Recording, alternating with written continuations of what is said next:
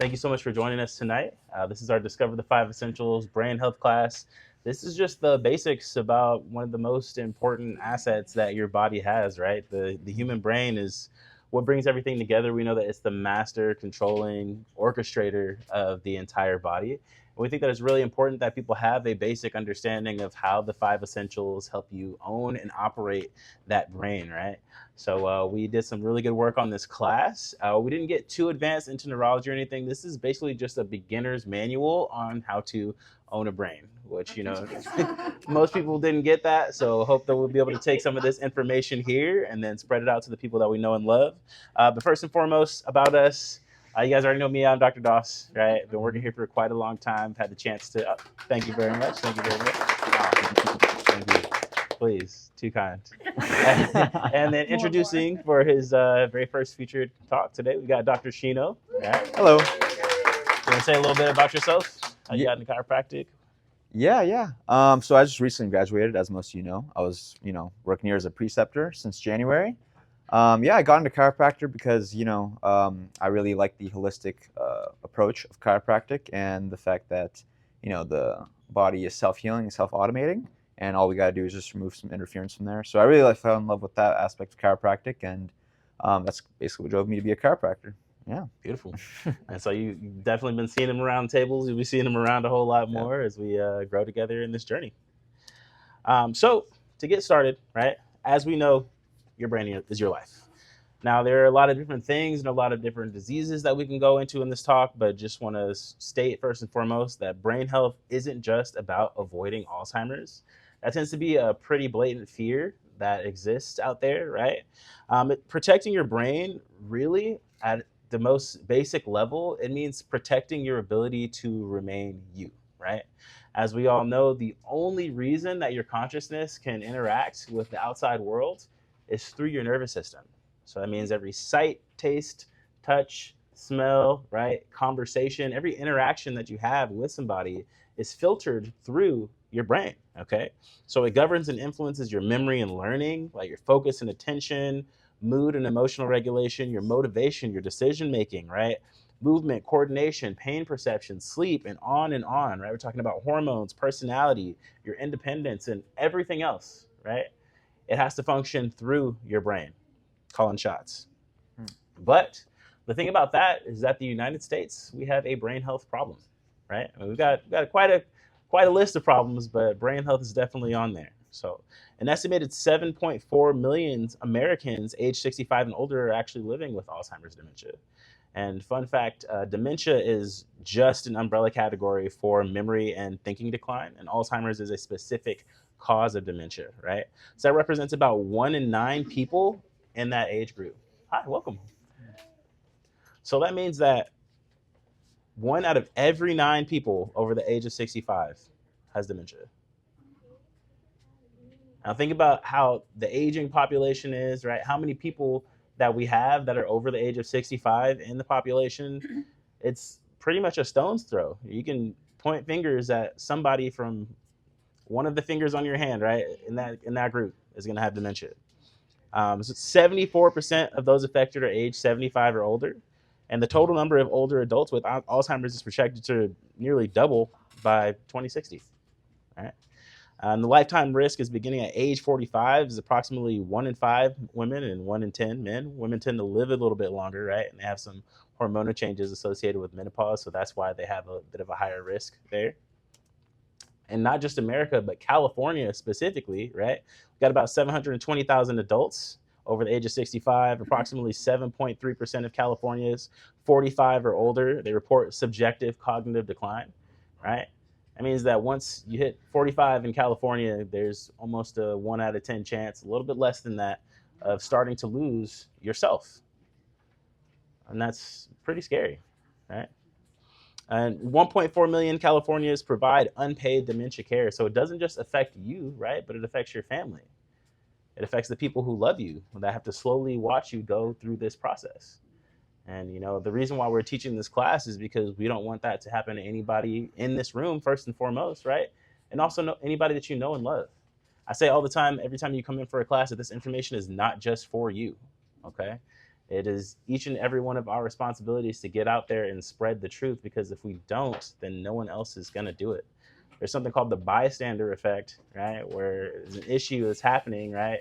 An accident, and everybody always thinks that the next person is going to solve the problem. But if you see it and you have the capability, you should solve the problem. All right, so we got some environmental factors that are pretty specific to us. We got wildfire smoke, long commutes, high occupational stress. Right, living in California is extremely hard to do, and it's getting harder. Screen-heavy technology culture. Right, Silicon Valley, we're the hub of technology for the United States. Social isolation, sedentary work, and then once again, high cost of living stress. So, how much control over this do we actually have? This class is not just about throwing a bunch of bad news at you, right? There is a great message, right? Some lighthearted, friendly, uplifting things that we need to do, but it does take work, right? You can't just go to the gym and look at the weights and be like, okay, now I'm fit, right? You have to actually take action. I know, right? If only, if only. In 2024, the Lancet Commission is one of the most reputable medical journals that's been around for a really long time, identified 14 potentially modifiable dementia risk factors, right? So it's going to be smoking, TBIs or traumatic brain injuries, high LDLs, physical inactivity, diabetes, hypertension, excessive alcohol, depression, social isolation, air pollution, hearing and vision loss, obesity, and lower education, right? Addressing these factors could potentially prevent or delay about 50%, 45% of dementia cases, right? So that takes it from that 1 in 9 population to 1 in 18, which dramatically reduces, well, excuse me, not 1 in 9 to 1 in 18, it's going to be 1 in 9 to about 1 in 15, which dramatically reduces the amount of people that are getting dementia, right? Or are suffering with any type of cognitive decline. So this is a reminder that you are building tomorrow's brain today, right? So yes, your genes matter and your age matters, but your environment and your behavior also are extremely important, right? The question isn't how healthy is my brain today or right now. What we should be asking ourselves is, what kind of brain am I building? Life is never static. So that means that you are constantly either going in one direction or another. So that means that the things that we're doing on a regular basis, what we're experiencing, what we're allowing into our lives, your neurology is slowly changing and shifting, because if there's one thing that human beings do, we adapt. Okay? So that's why we have the 5 essentials, right? And that's teaching us how we're going to be able to mold our brain, mold our neurology, so that we can continue to remain ourselves and even express more vitality, more love, more fun, more happiness, right? More excitement, all the things that we love in life through these 5 essentials, right? And these are the 5 core components needed to live a maximized life with a maximized brain, right? Allowing somebody to thrive instead of just surviving, right? Who in here has ever felt like they were just surviving before? Yeah, we know that there's a really big difference between thriving and survival, right? So those 5 components are obviously core chiropractic. Hi, I'm a chiropractor. Right. Hello. We got your nutrition, your mindset, your oxygen and exercise, and your minimizing toxins. So our essential number 1 is going to be chiropractic. Cool. Yeah. So like we said, we got 5 essentials, but in our non-biased opinion, chiropractic is the center of all those. But with chiropractic in the center, basically we're saying that the nervous system is going to be make sure that everything that you do with the other 4 essentials is going to be working the most efficient and effectively throughout your system, okay? So that's why we put essential number 1 as chiropractic. Okay, so as Dr. Shaw said, the brain is a processing machine, processes a lot of information, and how we get that information, we can get through a variety of different senses.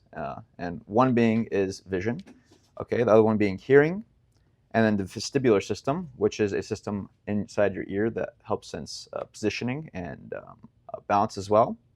4th one is proprioception. 5th is mechanoreception, and then interoception and nociception.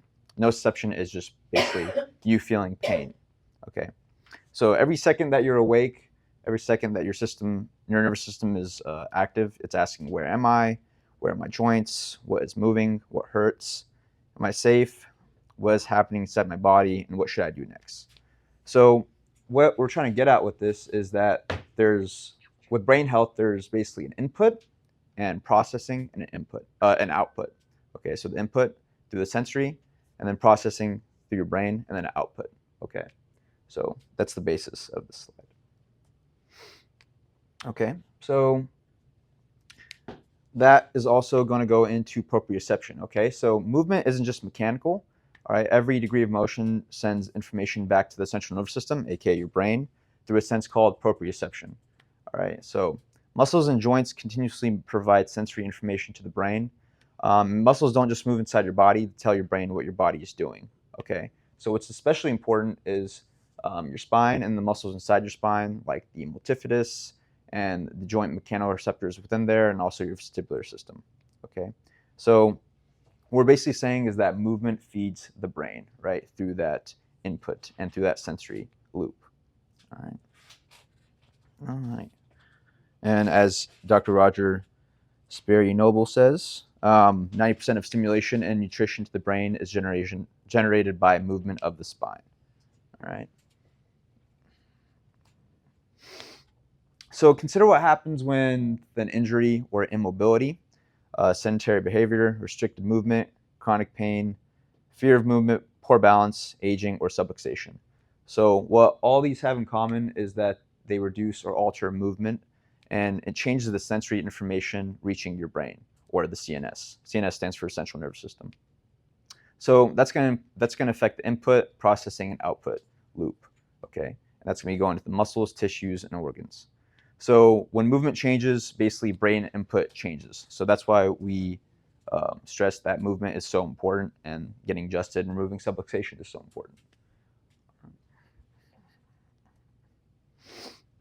So when we talk about chronic pain, that's always going to be a problem, and obviously chronic pain is going to be something that you experience through subluxation and other things that I also mentioned.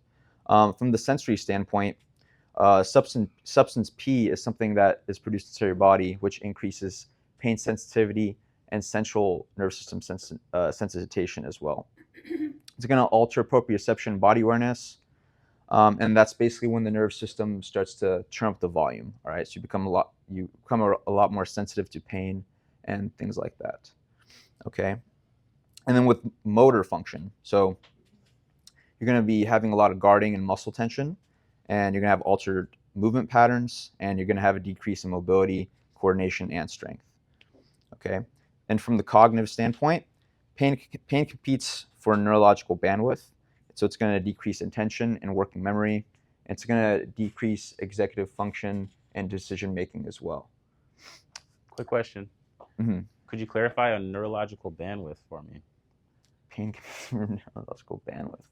No. Neurological bandwidth. It's basically the amount of input that your brain can process at one time, basically, right? So if you have a lot going on at one time, then your body's going to almost kind of shut down, or your nervous system's going to kind of shut down. That's when we see that imbalance of fight or flight, parasympathetic versus sympathetic, and that's what the scans that we take here help us see, right? Whether you're in a fight or flight stage, or just rest and digest stage. So we want to be able to go in and out of those stages quite easily, and be able to adapt.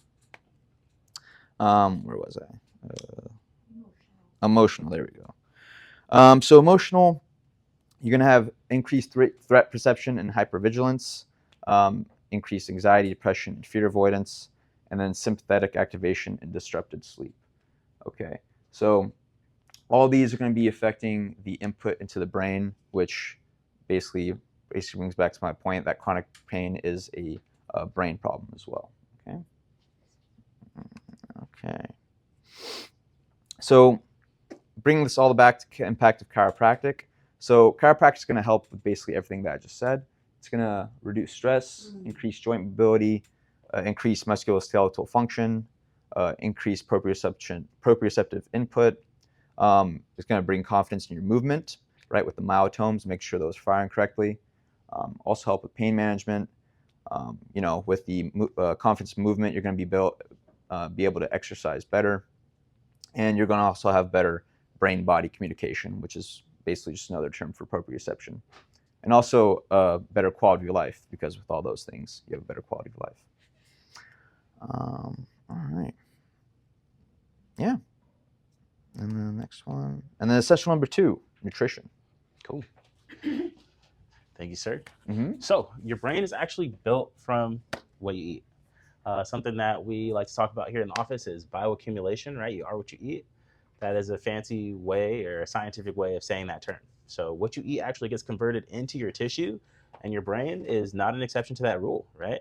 So there are nutrition influences that affect how your brain functions and fires and actually how it's shaped, right? So your glucose availability or your sugar that you've got available, your vascular health so that you can deliver nutrients, right? Insulin sensitivity is huge.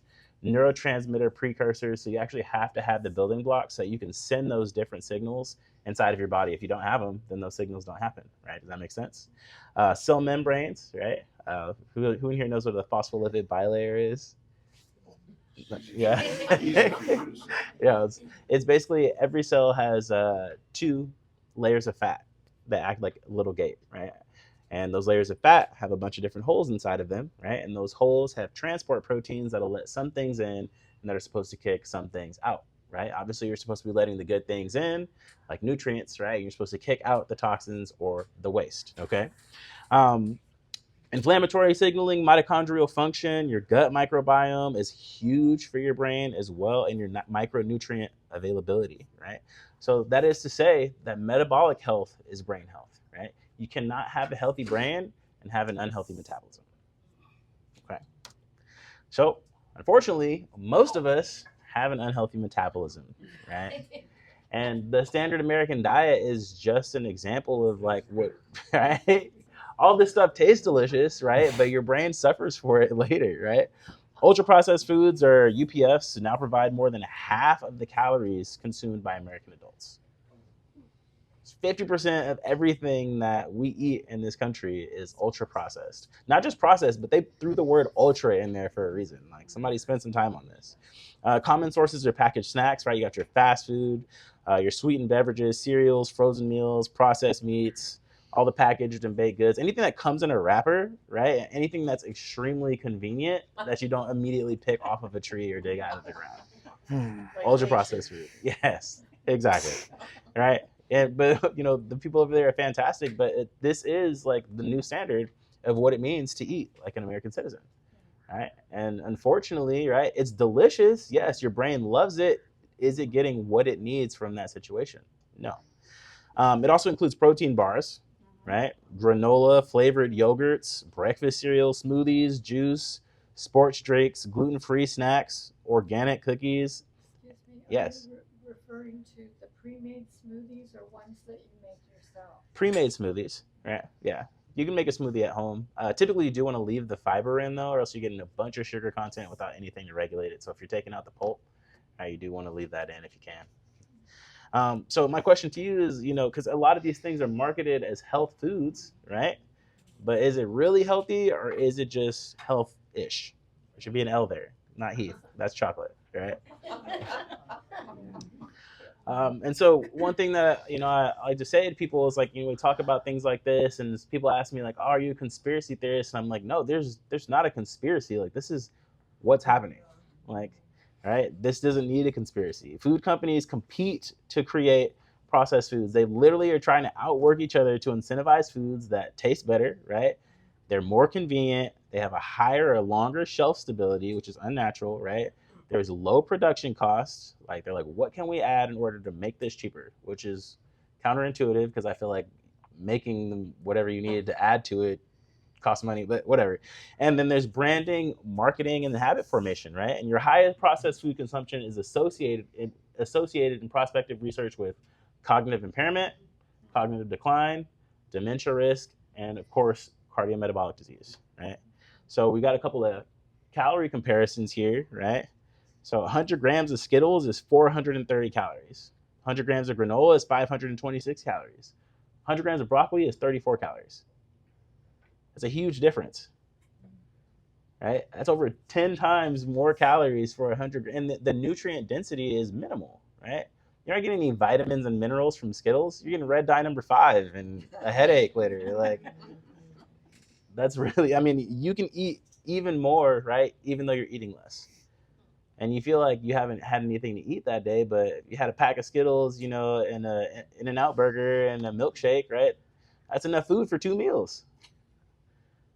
and you're thinking, oh, I skipped breakfast, I'm fine, right? But that unfortunately is not what's actually happening inside of your body. So, who's really eating? That's my question, right? What if food is affecting more than hunger for you? Right? Modern industries have become extremely effective at selling immediate reward, and food is one of the clearest examples. This is outlined fantastically in the book by Robert Lustig, The Hacking of the American Mind. Highly recommend this book. It's super fantastic. One of our mentors that teaches at the Light Chiropractic College at Life West talks about this all the time. It's extremely important, right? Because highly palatable foods can interact with your reward systems, your motivation systems, how your body is able to learn, your appetite, your satiety, and even your environmental cues. So they create a loophole, right, where there's like a cue, right, and then your brain develops this wanting, and you actually consume it, and your body spikes your reward system, and it learns, right, that that's okay to do, right, and so you start to repeat it, and eventually the cue itself can initiate the behavior. You don't even want it anymore. You just see it and you're like, oh yeah, let me grab a Snickers, right? Or let me do this, let me get the burger, right? I saw this commercial, so now I'm gonna go get some McDonald's. And you're not even hungry. But there's also additives that are put in those fast foods Exactly. that are very palatable, and they create a form of addiction. 100%. 100%, right? This is a system that profits from sickness, not health, right? So there's big pharma, and then there's big food, right? Big pharma is supposed to keep people healthy, right? By giving you these medications that mitigate your symptoms from all the inflammation and the sickness and disease that you're building inside of your body from the food industry that's marketing you these health foods that have a whole bunch of seed oils in them. They're extremely calorie dense, but not nutrient dense. They're inflammatory for your body. So you get stuck in this feedback loop, and then, who's really being eaten? There's just time and energy that's being harvested from you over a period of years until you can't pay your bills anymore. And then what happens? So my recommendation is that you feed your brain instead, right? So build your diet around hydration. Water is so important. If you drop 2% of hydration, it's going to affect your brain function. Right? The recommendation is half of your body weight in ounces a day. Oh, hold on. Oh, we head up. I was just saying she can lean on that chair so she can get up. Lean on my chair. Oh, she said lean on her chair so you can get up. So, There we go. Take a quick intermission here. Sorry. No, it's okay. Fred, how you doing? I'm sorry. No, it's okay. Is it the chair? We would like something different, or we got to get out of here? Just Got takes it. me a little bit to get walking. Thank you so go. much. Just let me go back out of the way. I'm reminded of you. There you go. There we go. Would you like an ice pack on your way out the door? That's okay. You want an ice pack? Yeah, I'll grab you one. Hi, Rita. I Let me get didn't an get ice to say, pack for chance to say Rita. hi. It's okay. I can get it. I can't sit there that long. Yeah. No, I can get it. I was going to split out the brown chairs. I thought you were sitting on the brown chairs. This is your part. I'm so sorry. No, you're fine. Don't say sorry. There we go. I think I'm doing a little better Good. walking. Okay. All right, Rita. I'll see you Okay. Wednesday. We'll see you Wednesday, okay? Good seeing you. Okay. Make sure your ice, okay? Okay. Cool. Okay. All right, you ready? Cool.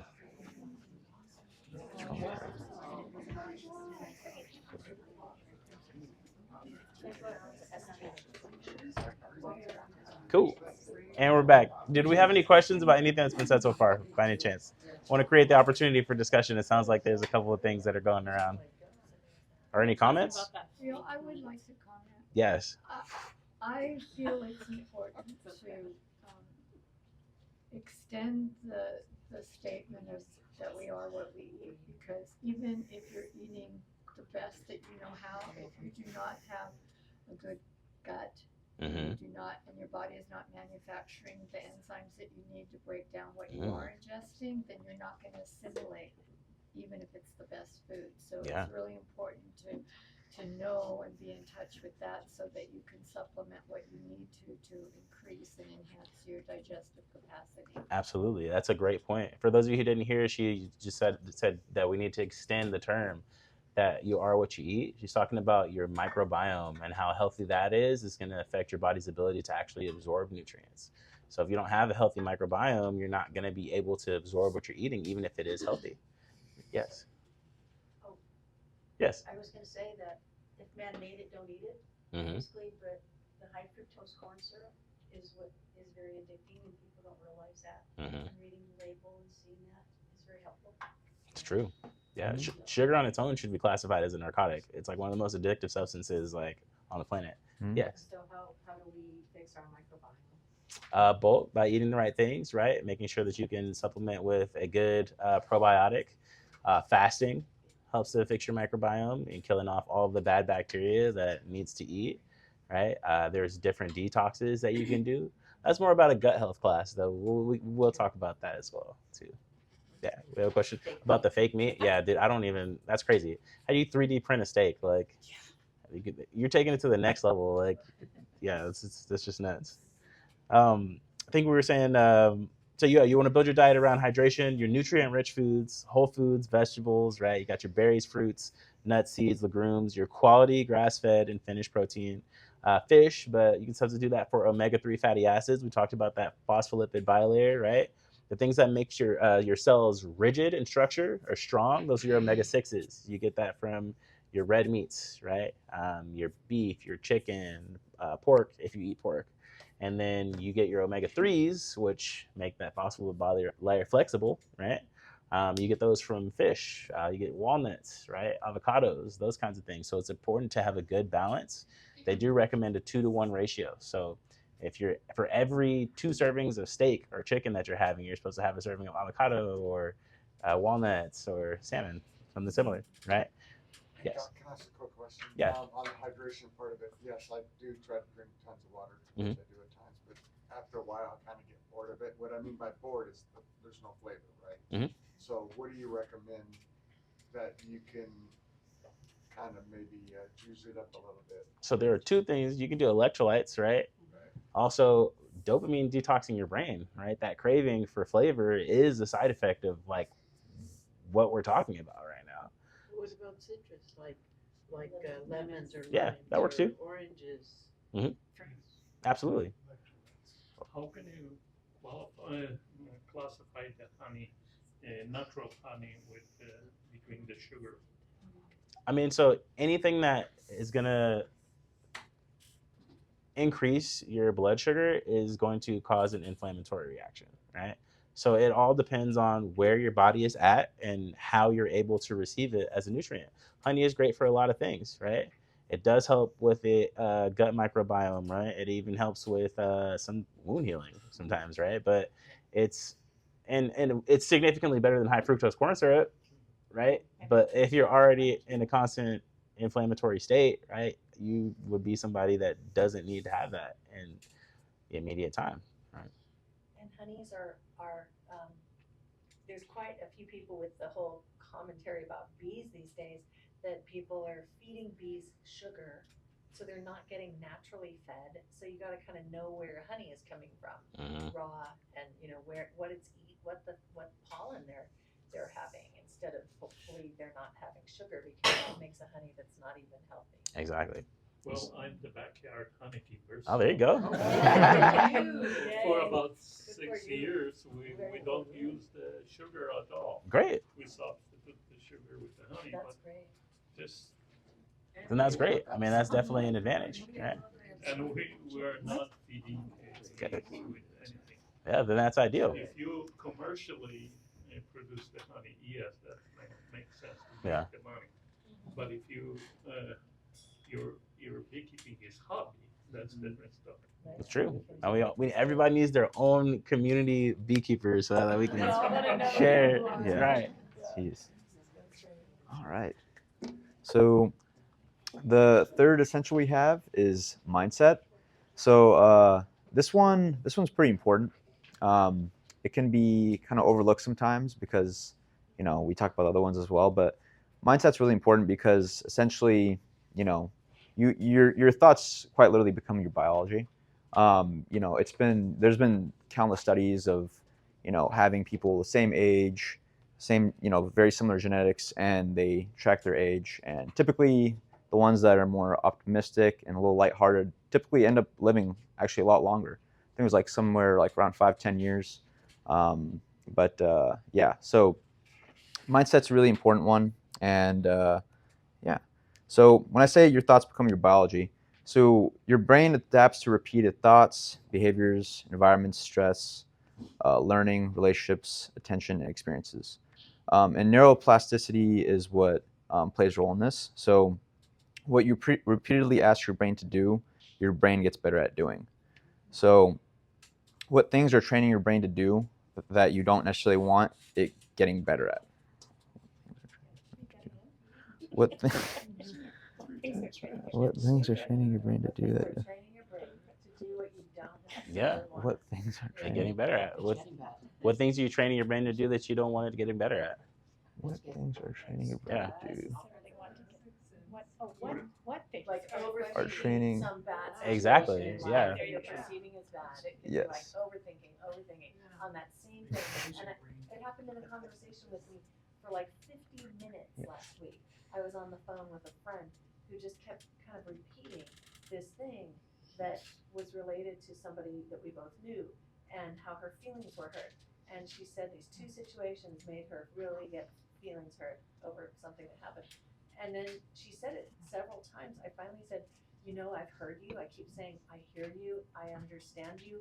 Could we please not repeat it again? She kept going and going. She had got upset with me and hung up. And I said, I didn't mean for this to be a complete click. Like it was just such a emotional neurotic behavior at some point. Yeah. Right? Yeah. So You know, thank you for sharing. And like, you know, a lot of the times the things that we're worrying about or anxious about, a lot of the times they're just something that we're kind of building up in our heads and that end up never really happening, right? And you know, if you really are worrying, I was in my point of view is like if you're worrying about something happening and that thing actually does happen, then you suffer twice, right? Mhm. So you know, you should just always do your best. View as a half cup full versus half cup empty type mindset. Yeah, that's the main thing. Definitely easier said than done, but that's why this is an essential and something to keep in mind on a daily basis, right? All right.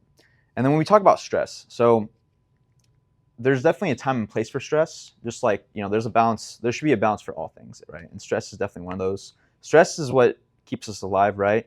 You know, if there's a threat, you know, back in the day when we saw a tiger, we need that stress to be able to kick in fight or flight and get out of there, right? So, you know, you can't just be chill and be like, oh, it's a tiger, and they kill you. So stuff like threat, yeah, yeah, exactly. So, yeah. So like I said, it's useful for survival, but once it gets to that chronic stress and, you know, your body starts to overuse it, just like all things, is when you start to see some of the detrimental effects of it, right?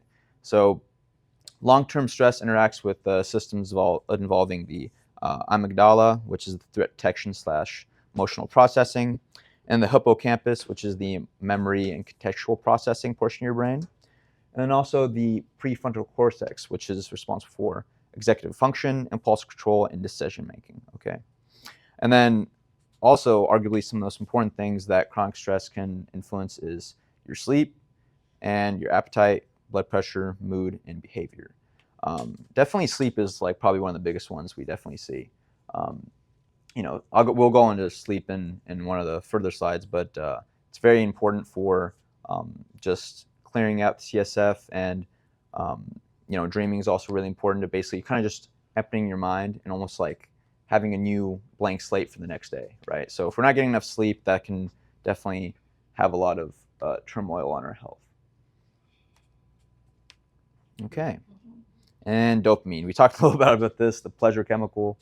So we definitely are living in an age where we have dopamine everywhere, whether it be like processed sweets or social media, instant gratification.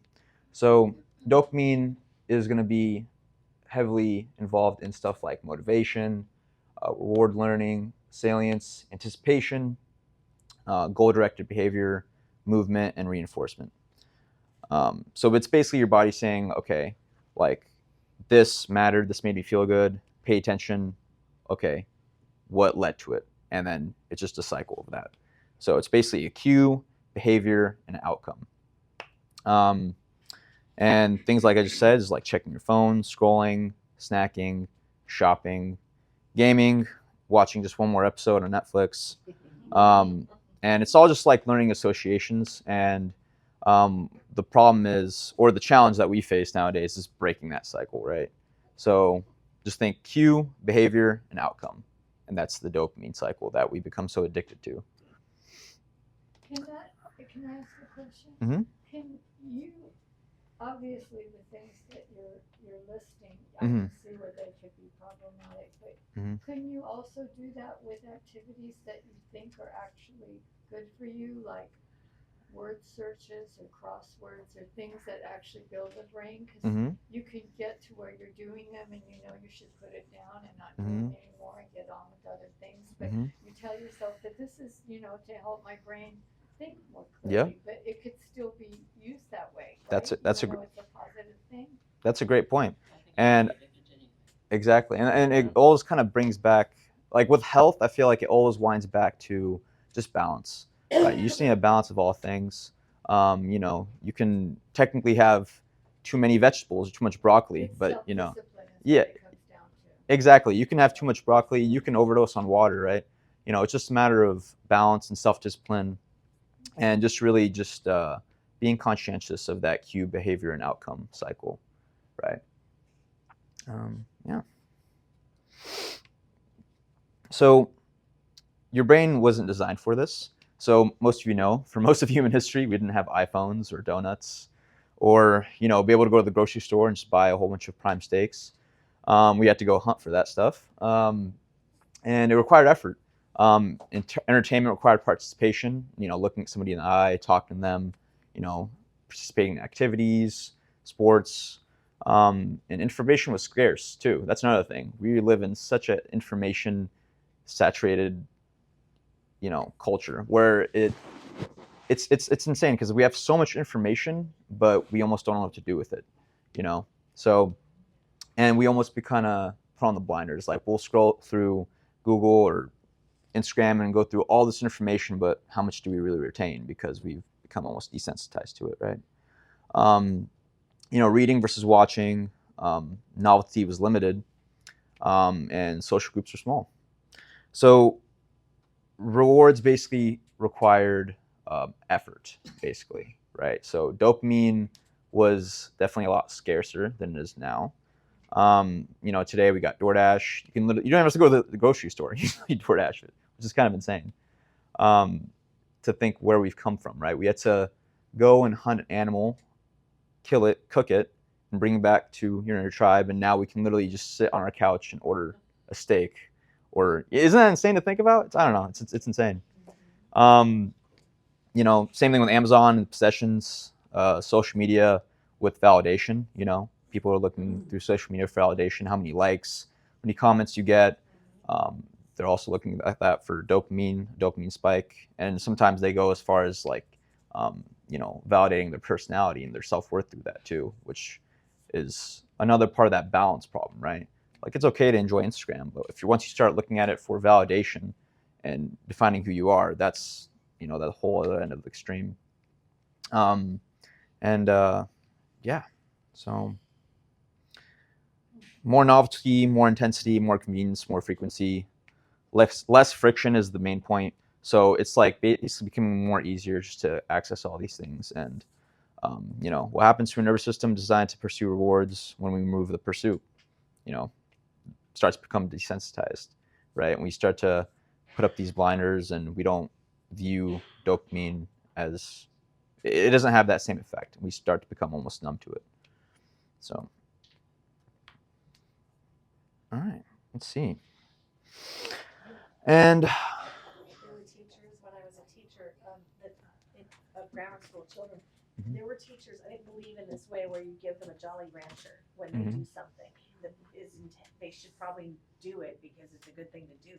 Mhm. And I wasn't a fan of that kind of teaching, and so one time, I think it was like second or third graders, that I said, you know, we're gonna do this thing, and one of the boys raised his hand and said, what are we gonna get if we do that? Yeah. And I go, you are gonna have a great sense of yourself that you did something that is the right thing to do. Yeah. And that is, I said, I'm gonna tell you right now, your other teachers that give you those Jolly Ranchers and those candies, that's not helpful for you, because you can end up with cavities in your teeth, and there's wrong, you know, Mhm. your food is, you know, gonna become like sugar, you know, you're gonna have sugar fixes. I Mhm. would talk about it like that with like 7-year-olds, and they Yeah. get it.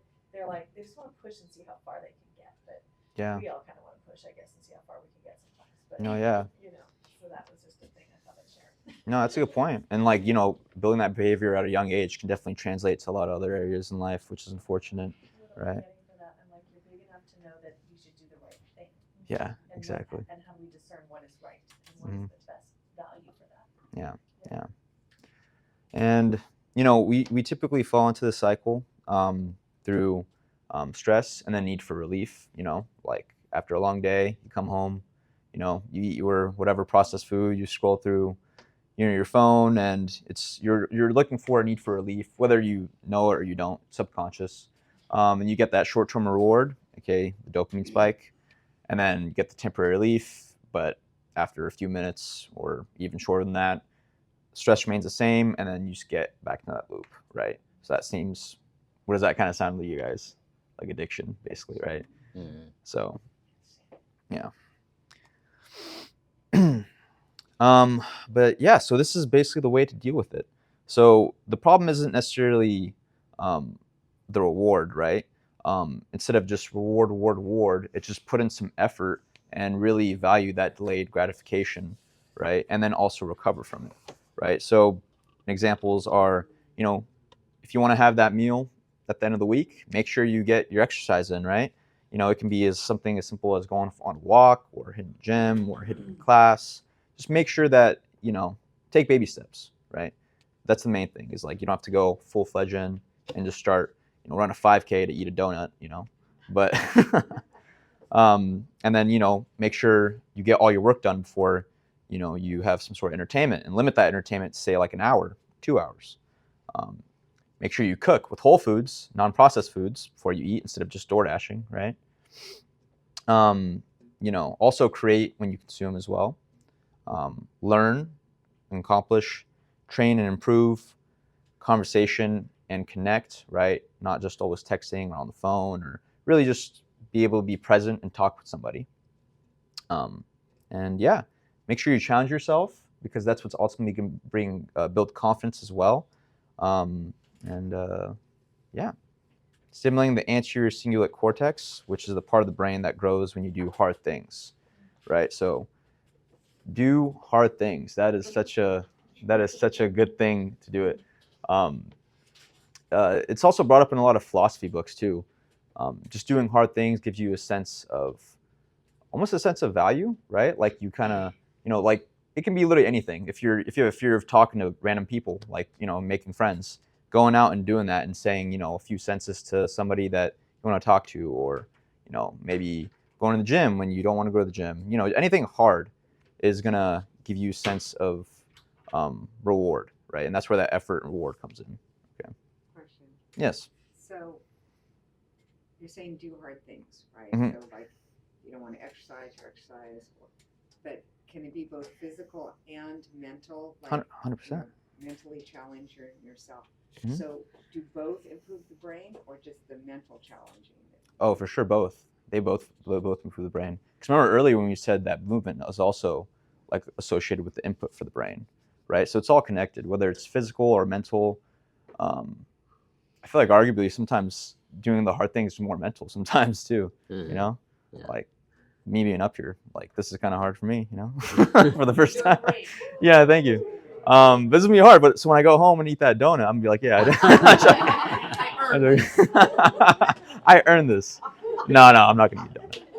I'm not gonna do that. I'm gonna cook my food with some veggies and meat. Yeah, There you go. I'm gonna cook my food and eat something good, whole food.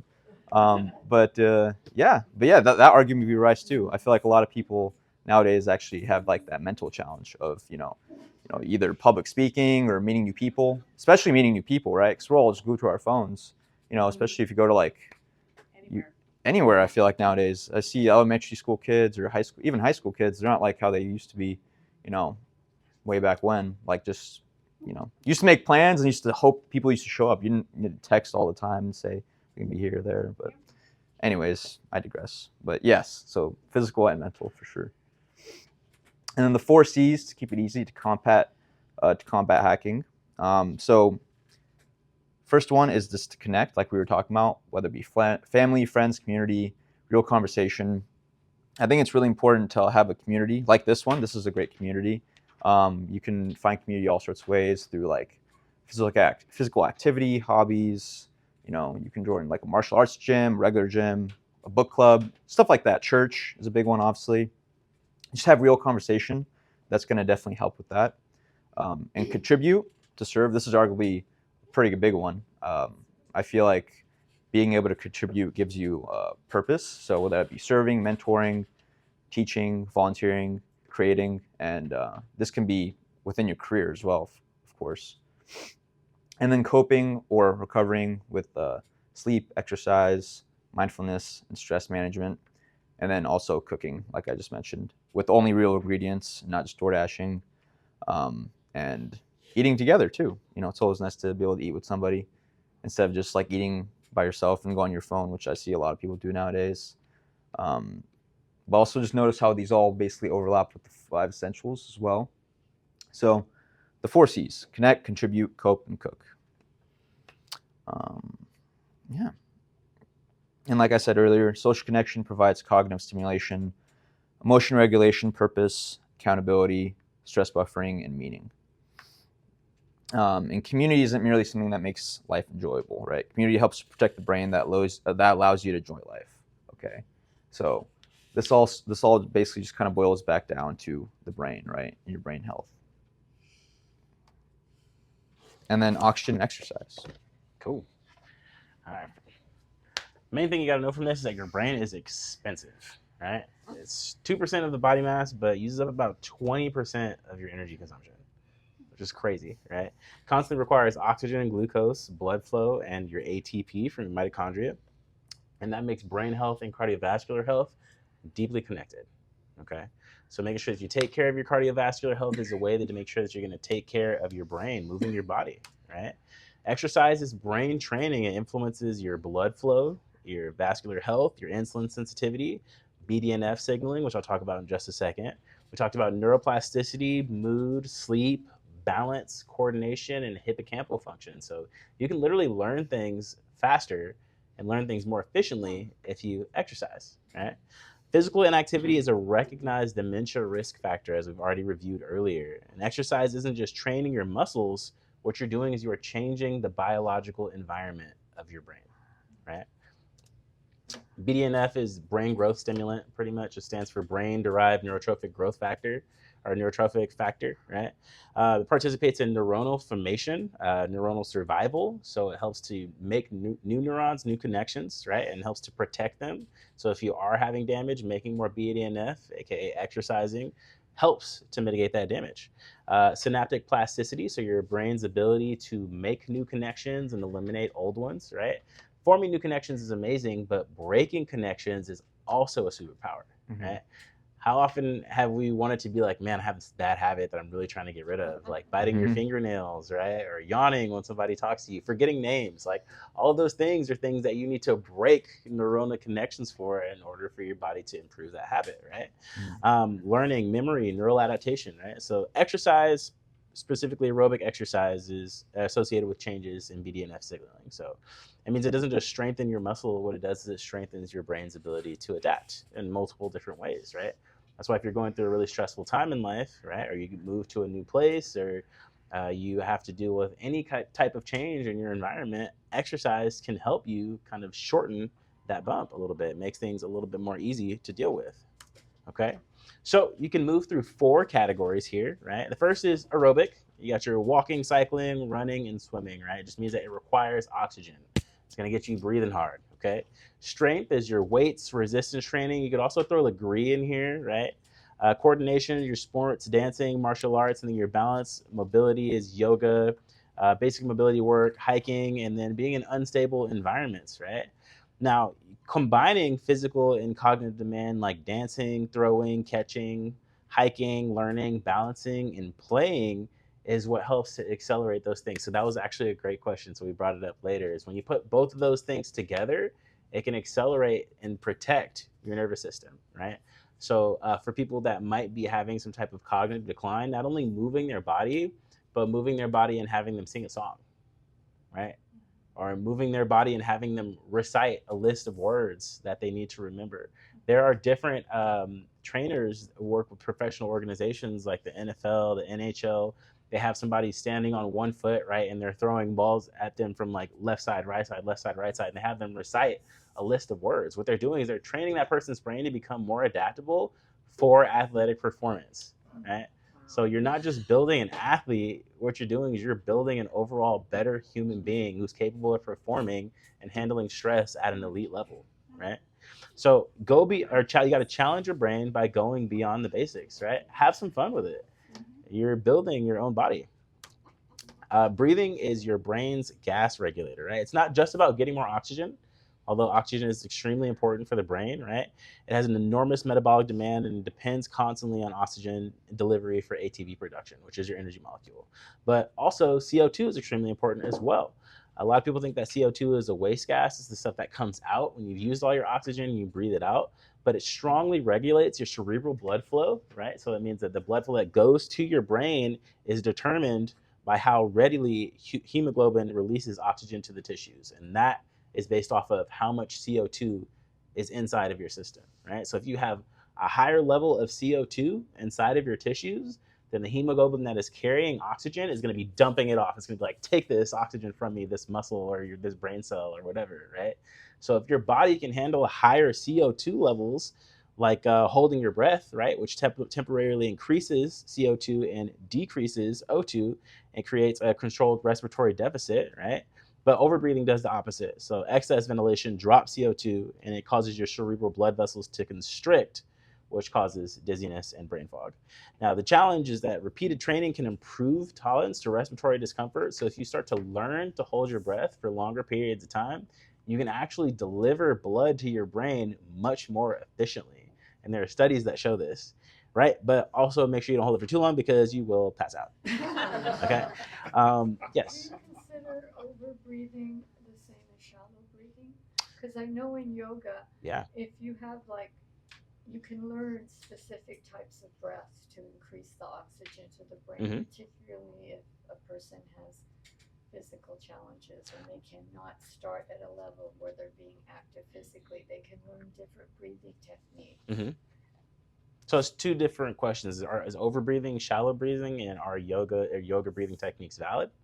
Yes, yoga breathing techniques are valid, right? They do have different things, and they are mentioned a little bit later in here. Overbreathing is shallow breathing, right? If you're not getting the full respiration and you're only like breathing in a third of your lung capacity, which means that you're going to have to do it more often, right? And that does change your nervous system. It puts your body into a different physiological state, right?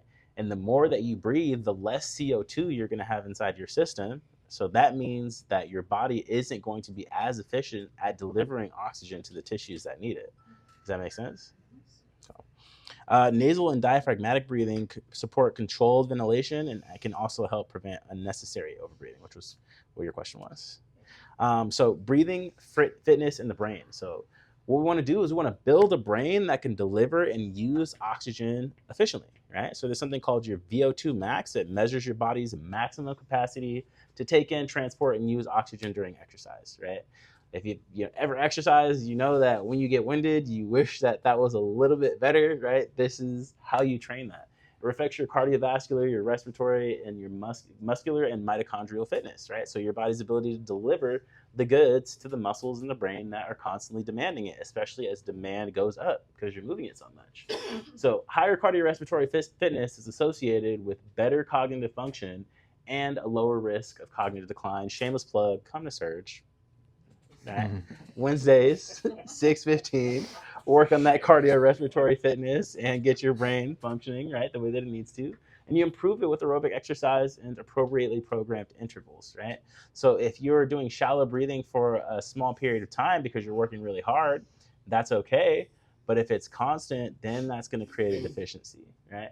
So your breathing and your cerebrospinal fluid are actually really important as well, because breathing changes the pressure within the chest and the venous system. And these pressure oscillations contribute to the movement of the CSF, right? This is what cleanses your brain and brings it nutrients as well, and your spinal canal. It supports cushioning, nutrient transport, and a waste clearance physiology. Deep respiration can produce measurable cerebrospinal fluid movement, but it shouldn't be presented as detoxing the brain as such, right? It does help to move toxins out of the brain, but deep respiration is not enough. You also have other organs that have to be involved, right? Your breath is your gas exchange, your blood flow, metabolism, and brain function. All those things are directly related. Fun fact, does anybody know how your body actually burns fat? How does excess fat actually leave your system? Through your breath. Comes out as water vapor. That's why you lose a pound every night when you go to sleep. Now, you can sweat some out through your skin, but the majority of it comes out through your breath. So if you're not breathing and you're trying to lose weight, you have a serious problem. Yeah, exactly. It's fair. True, right? So we got your strategic breathing techniques here, right? One of the first ones that we always talk about when we talk about breathing is the physiological sigh, right? Which is 2 nasal inhales and a long, slow exhale. So what that is that's rapid down regulation and stress relief. Go ahead, try it. Just breathe in through your nose twice and then let out a nice long breath. Now, you can do it through your mouth. But what this does is it changes the state of your nervous system. How many people feel a little bit more relaxed after doing that? You can literally just feel it go through your body, right? Extended exhale breathing, resonance breathing, box breathing, alternating your nostrils, right? Like, there's a reason why breathing is so important, right? Like, it was the conduit in which the spirit was placed into your body, if you believe in that, right? And it helps you regulate and move your energy in your system, right?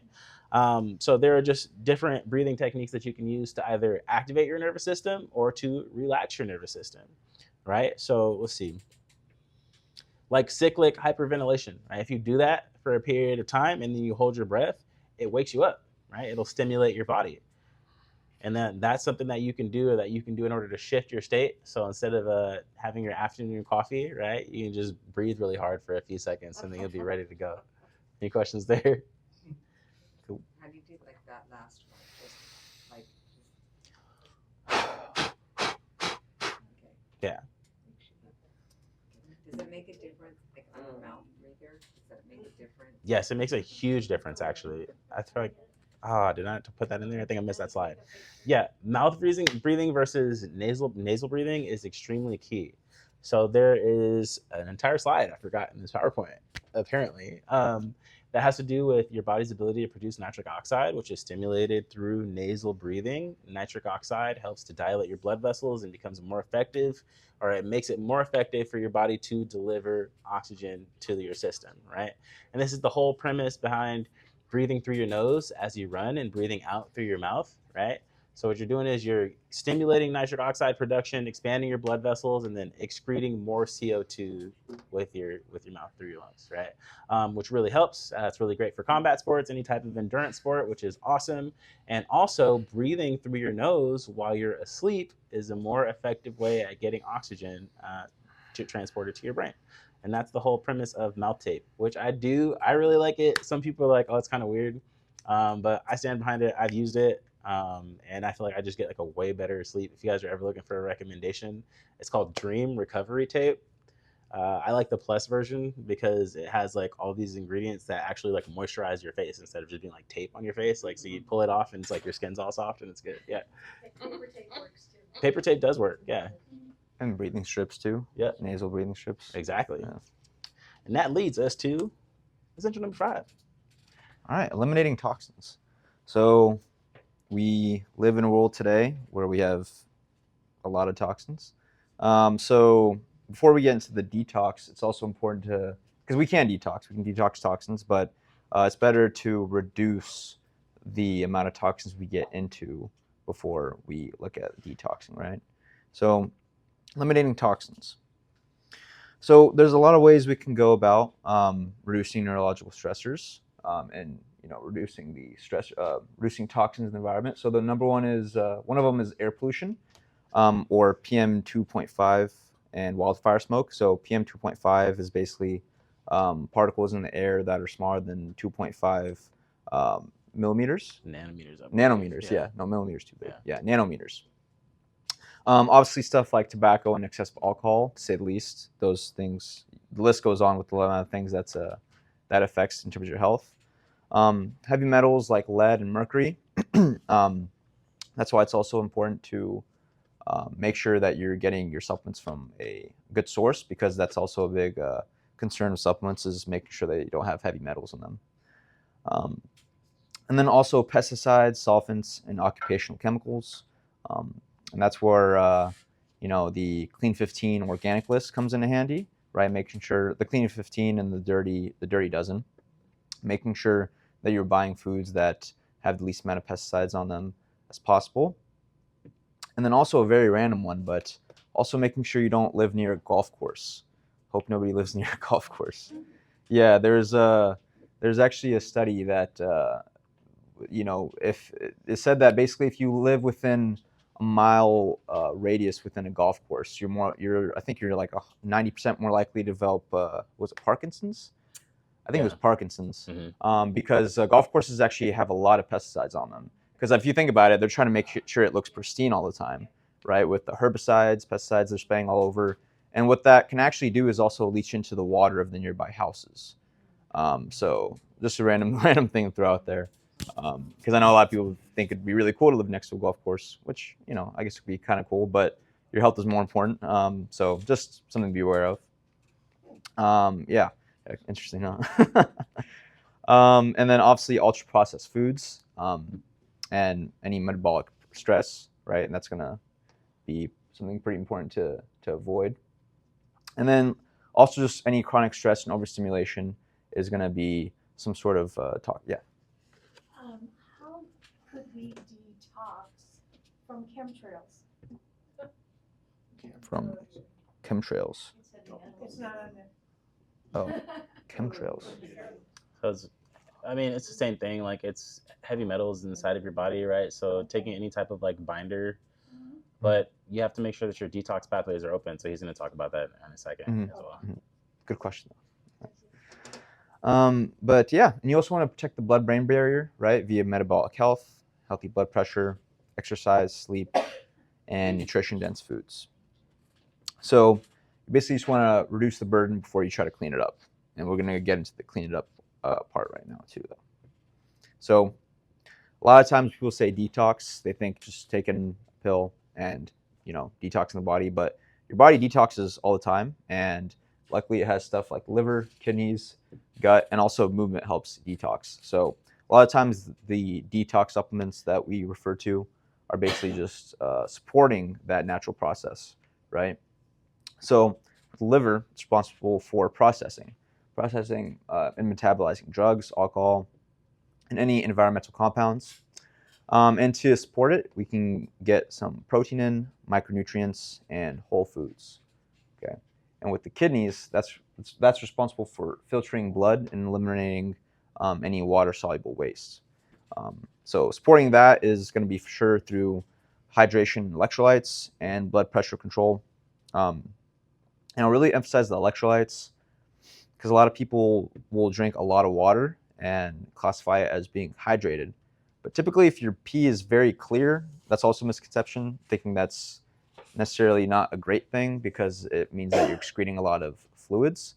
So it should have a very slight tint to it, a yellow tint to it, and making sure you get your magnesium, your sodium, your chloride through, electrolyte packet or brand, preferably one with no sugar or artificial sweeteners. And that will also help with blood pressure control as well, because I know if you don't get enough of electrolytes in, it can actually decrease your blood pressure, which can also be a bad thing. And then also your gut. So your gut's going to be important for eliminating any toxins in your system. You're going to need fiber. It's going to be good for the microbiome, and like we talked about earlier. And it's actually there's actually a big association with gut biome and just general mood, and sometimes even personality, right? So if you have a really bad gut, then it's going to definitely affect, your brain, simply put. So that's also a very important one to have. And then any sort of movement is going to help circulate, with the lymphatic movement as well, and cardiovascular and mitochondrial health. Yeah. What about dry brushing? What was that? What about dry brushing? Dry brushing. Yeah. That's true. Good for your lymphatic system. Yeah, it helps to open your detox pathways. So Yeah. solid. Does it really work? Huh? Does it really work? Yeah, it works.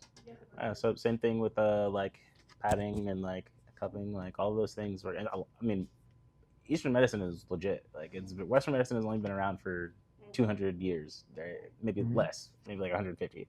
Yeah. So it's like all of these things were founded on a foundation of like ancient knowledge that's been around for a really long time.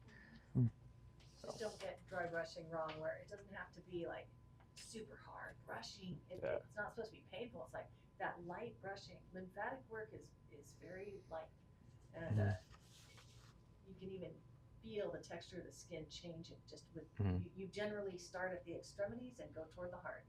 Generally that. If you just start at the extremities and move toward the heart with a dry brush gently, don't do it too hard. I know people that have been like, I'm trying to brush it.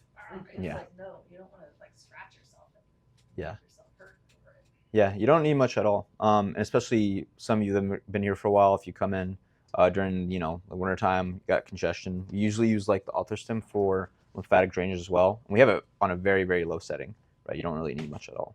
But yeah. Oh, yeah. And then also the detox system that I was mentioning also helps to support all these: liver, kidneys, and gut. And then the lymphatic system. So this is the portion of the body that probably doesn't get too much light, but it's basically the brain's cleanup and recovery system. So like I was talking about earlier, during sleep, right, with the dreaming and stuff that I mentioned, so that's when changes in the brain fluid and dynamics appear to facilitate clearance of metabolic waste. So sleep is basically neurological maintenance. So CSF, or cerebral spinal fluid movement, is going to help with eliminating that waste. It's going to help with metabolic waste clearance, neural recovery, memory, consolidation, breathing, and all those things. And typically we actually see an increase in CSF fluid and flow with cervical adjustments as well. So I don't know if you ever gotten like a cervical adjustment and felt kind of like almost like a rush and felt everything start to clear out. That's your CSF flowing more fluidly. So you're gonna need at least 79 hours for most adults. I know that's not what a lot of us are getting, but that's ideally. Try to get like around 7 to 9 hours. Also a consistent schedule. So it's gonna make a big difference if you're sleeping at say 10 p.m. every day versus on the weekends you sleep at 3 a.m. and then try to sleep at 9 p.m. on Monday. It's gonna definitely throw off your schedule and you're not gonna get as quality of sleep. And making sure that you're sleeping in a dark, cool room. I know a lot of people, I like to sleep in a very cold room. I believe the recommended temperature is, exactly, 68 degrees. Making sure you get the morning light shortly after you wake up. Limit late alcohol. And also delaying your caffeine intake to at least a couple hours after you wake up. I believe around 8 to 9 o'clock is the ideal time. And not having any after, I believe, 11 or 12 p.m. or 11 a.m. or 12 p.m. And also reducing late night stimulation. So be on your phone or anything like that. Making sure that you're reducing that blue light. It's going to also affect your sleep. Yeah. Okay. So it's important to know that disease management does not equal health creation, right? So certain medications, especially medications with significant anti-cholinergic or sedating effects, can impair cognition in susceptible individuals, particularly older adults. a polypharmacy ulcer service extension. Okay, so it's important to, as we, medication isn't necessarily a terrible thing, right? You should definitely, there's a time and place, but you should also be aware and do your due diligence, right? So periodically asking your physician or pharmacist, why you're taking this, do I still need it, and is this the lowest effective dose? Could it affect my cognition? Could medications be, interacting? Because, a lot of times they'll kind of threat at you, and they'll be quicker to add more than take one away. So it's important to always question what you're taking. And a medication can never replace stuff like exercise, sleep, relationships, purpose, nutrition, movement, stress regulation, right? Those are just things that we have to do on our own. But where does medication come in, right? So, cool. So to bring it all together, right? This is how you build a better brain. This is your 5 essentials brain prescription, okay? Your chiropractic, your nervous system, right? Move well, maintain your mobility, manage your pain, and challenge your proprioception, okay? You have to learn. You have to keep growing. Your nutrition, you want to eat mostly real, minimally processed foods. Protect your metabolic health. You get your fiber, protein, plants, and your healthy fats, right? For your mindset, manage your stress, right? Protect your attention. Don't just keep watching things that you know are inflammatory for your mindset, right? I know it's so easy to like go down the rabbit hole of despair as there are so many different things that we're being exposed to on a daily basis, on a moment to moment basis. And if you don't actively make an effort to pull yourself out of that and work on creating something beautiful in the world, then beautiful things are going to cease to exist, right? That's another application of the bystander effect. Okay. You've got to cultivate your relationships and choose effort over constant instant gratification, right? Know that things take some hard work, and hard work is good for you, like get your hands dirty a little bit, right? Do a couple squats, whatever. Oxygen and exercise. You got to walk, lift, breathe, sweat, coordinate, right? Balance, learn new movements. Your brain is always looking to learn. And then your detoxification, sleep, recover, reduce your unnecessary exposures. Avoid your smoking, moderate alcohol, and support your normal elimination, which is a fancy way of saying make sure you're pooping. Right? So, what feeds your brain versus starving it? For your nervous system, we talked about movement versus pain, right? For nutrition, we talked about your whole foods versus your processed foods, your mindset, your purpose, your learning versus chronic stress and isolation, right? And passive consumption. You have to be mindful. That's why it's called mindset. Exercise, you got your cardio, your strength coordination. Sedentary behavior is a risk factor for every chronic disease, right? You can develop almost anything by doing nothing. It's okay. And then your detox recovery, right? Your sleep recovery, your exposure reduction versus going out there and being crazy and getting exposed to all kinds of chemicals and shenanigans, right? So here are 5 questions to ask yourself tonight. Number 1, what are you feeding your brain? Number 2, what are you repeatedly training your brain to pay attention to? 3, are you moving enough to challenge your body and your brain? 4, are you pursuing meaningful rewards or just constantly consuming easy ones? That's key. And then number 5, are you giving your brain enough time to recover? Okay. You can't control every gene, obviously, right? You can't control every exposure. You can't guarantee that you'll never develop a neurological disease, right? We can try our best. But what you can do is you can influence the biological environment your brain experiences every single day. You can move it, you can nourish it, you can challenge it, you can rest it, and you can connect it, right? At our chiropractic office. We got a complimentary new patient exam for all guests in attendance tonight. As always, supplements are 10% off. Thank you for coming out and connecting with us this evening and learning a little bit more about your brains. Also, be on the lookout for our Labor of Love promotion for Labor Day. It's a $47 new patient exam for all of our blue collar workers. So if you know an electrician or a plumber or a construction worker has got some back pain, right? We're just opening up our office to give them a chance to come in, get checked, reasonable, affordable, take care of the people that take care of us, right? And if you're interested, get in contact with us. This is our Instagram at the top, phone number, email address. I don't check that. I'm notoriously terrible at email, right? But somebody here is covering my weak spots. That's why I love my team because they're amazing. And then this is our website. So if you're interested in unlocking your human potential, follow us, get in touch, or if you'd like us to come and do a talk at a place or community event, let us know. And thank you for your time this evening. Yay. Oh, also we have a STEMway of this awesome device. You're doing 50% trials. I don't know if anybody's used it, but it's literally like the coolest thing I've purchased in a long time. So, yeah, I love this. Yeah, it really does work. It shoots ultra. All right. It shoots ultrasonic pulses into the tissues, helps your body drop inflammation and heal over time. Also, give it up for Dr. Matt, his first talk. Thank you. Cool. If you have any questions, we'll be around. If not, thank you so much. I hope you guys have a great night. Please get home safe. Yes. What's the name of that mouth tape? Dream Recovery Tape. The Plus. Yeah, Dream Recovery Tape Plus. So good. Love it, honestly. You have to go to their website. Thank you. Dream Recovery Tape. I would be a brand ambassador for that. Oh, yeah, So yeah. good. Anyone who wanted to know more about them.